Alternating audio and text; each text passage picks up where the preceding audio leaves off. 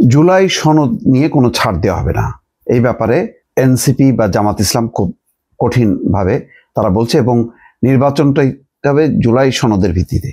সেই জুলাই সনদটা কি তার খসড়া দলগুলোর কাছে ইতিমধ্যে পৌঁছে গেছে, তাদের কাছ থেকে মতামত আহ্বান করা হচ্ছে।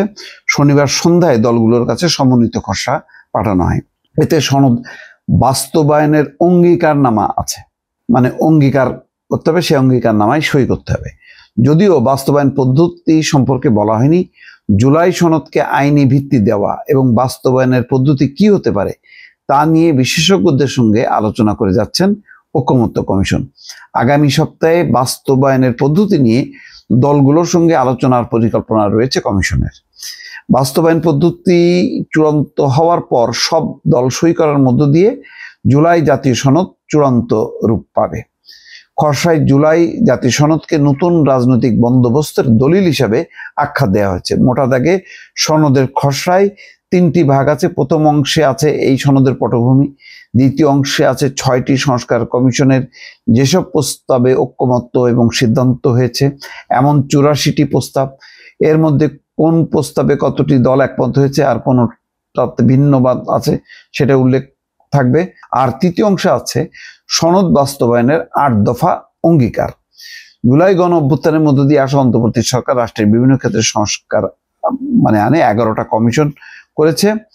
যাই হোক, এখন সেই বাস্তবায়নটা কিভাবে হবে, যেমন গণপরিষদের ভোট মধ্য দিয়ে কি জুলাই সনদের একটা আইনগত ভিত্তি দেওয়া হবে, বিষয়টা পরিষ্কার না। আমি এখানে বলা হচ্ছে কোন কোন ক্ষেত্রে সংস্কার আনা হবে সেই বিষয়ে ঐকমত্য হলেও সংস্কার বাস্তবায়নের পদ্ধতি নিয়ে এখনো সিদ্ধান্ত হয়নি।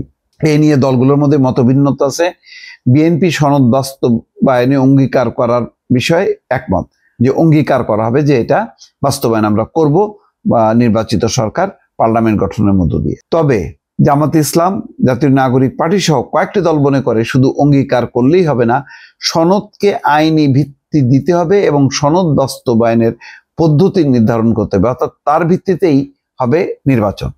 দলগুলোর দাবির পরিপ্রেক্ষিতে জাতীয় ঐকমত্য কমিশন সনদের আইনি ভিত্তি দেওয়া এবং সনদ বাস্তবায়নের পদ্ধতি নিয়ে আইন এবং সংবিধান বিশেষজ্ঞদের সঙ্গে আনুষ্ঠানিক এবং অনানুষ্ঠানিক আলোচনা করছে।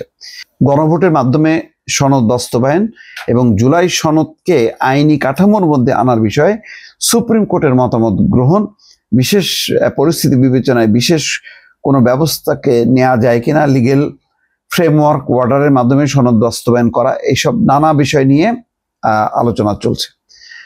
ঐকমত্য কমিশন কার্যালয়ে অ্যাটর্নি জেনারেল মোহাম্মদ আসাদুজ্জামানের সঙ্গে আলোচনা করেন কমিশনের সহসভাপতি আলী রিয়াজ এবং প্রধান উপদেষ্টার বিশেষ সহকারী মনির হায়দার। সেখানে সনদ বাস্তবায়নের আইনি বাধ্যবাধকতা তৈরির সম্ভাব্যতা নিয়ে আলোচনা হয়েছে বলে প্রথম আলোকে জানান মনির হায়দার।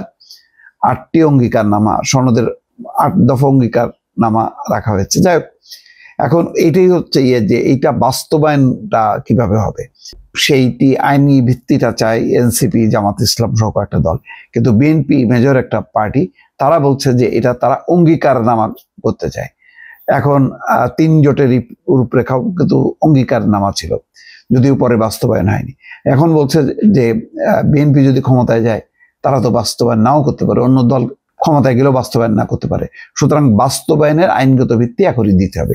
এই একটা মেজর বিষয়ে কিন্তু মতপার্থক্য আছে। দর্শক ভালো থাকবেন, আল্লাহ হাফেজ।